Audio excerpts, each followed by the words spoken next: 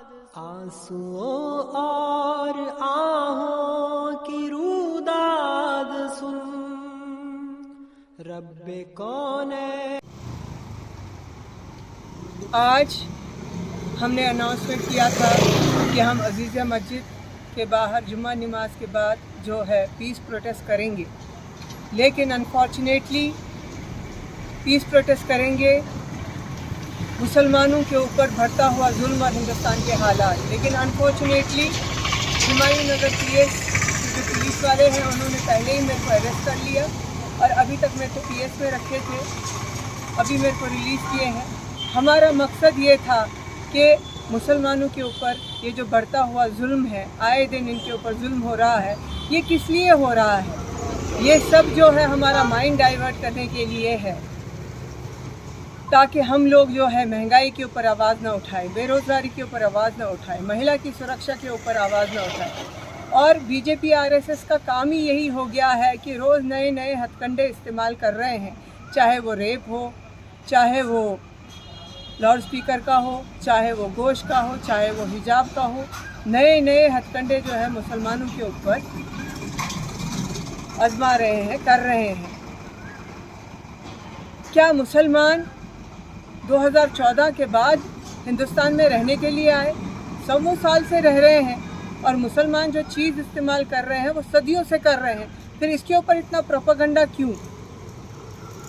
ان لوگوں کا کام ہی یہی ہے، ڈیوائڈ اینڈ رول پالیسی اختیار کرنا، ہندو مسلم کرنا، مسلمانوں کو لڑوانا،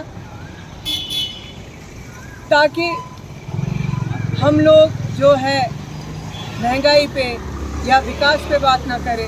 ان کا جملہ ہے سب کا ساتھ سب کا وکاس، لیکن سب کا ساتھ ہے، سب کا سروناش ہے، صرف بھاجپا اور آر ایس ایس کا وکاس ہے۔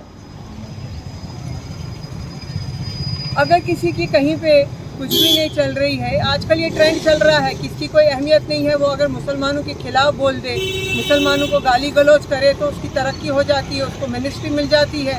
تو آج کل جس کو دیکھو وہ مسلمانوں کے خلاف بول رہا ہے، مسلمانوں کے اوپر گالی گلوچ کر رہا ہے، جبکہ اگر دیکھا جائے میرے بھائیوں بہنوں، میرا آپ تک پہنچانے کا یہ مقصد ہے کہ آپ نکلیے، ہندوستان کے آئین کے مطابق اپنے حق کے لیے لڑیے، لوگوں کے لیے لڑیے، جو غلط ہے اس کے خلاف آواز اٹھائیے۔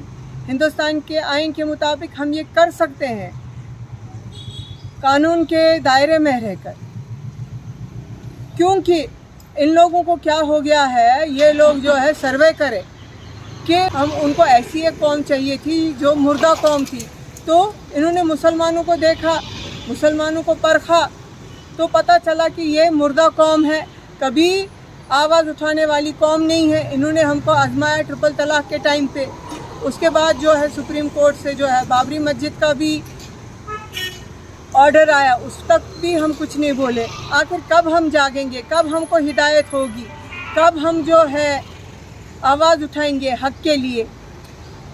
اگر ہم اب آواز نہیں اٹھائے تو ہم ہمیشہ یوں ہی جو ہے مار کھاتے رہیں گے، پٹتے رہیں گے، ظالم ہمارے اوپر ظلم کرتا رہے گا، کیونکہ یہ جو سرکار ہے یہ بیکار سرکار ہو گئی ہے، کسی کام کی سرکار نہیں ہے، اندھی گونگی بہری سرکار ہو گئی ہے۔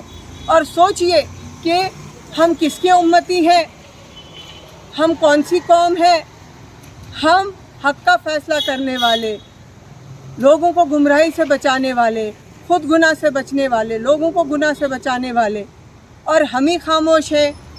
ہم کیوں ایسا کر رہے ہیں؟ پہلے بھی مسلمانوں کے اوپر عذاب آیا، ہٹلر نے جو ہے، جو بنی اسرائیل کی قوم تھی وہ چنندہ قوم تھی، ان کے اوپر اتنا عذاب کیا کہ ان کو گاجر مولی کی طرح کاٹا گیا۔ اب بھی اللہ تعالیٰ نے مودی کو، یوگی کو اور تکاڑیا کو ہمارے اوپر جو ہے مسلط کیا ہے۔ جاگ جائیے میرے بھائیوں بہنوں عزیزوں، اللہ سے رجوع کیجئے۔ یہ مت سوچئے کہ اگر ہم آواز اٹھائیں گے ہمارے کو گرفتار کریں گے، ہمارے کو اریسٹ کریں گے، ہمارا کوئی نہیں ہے۔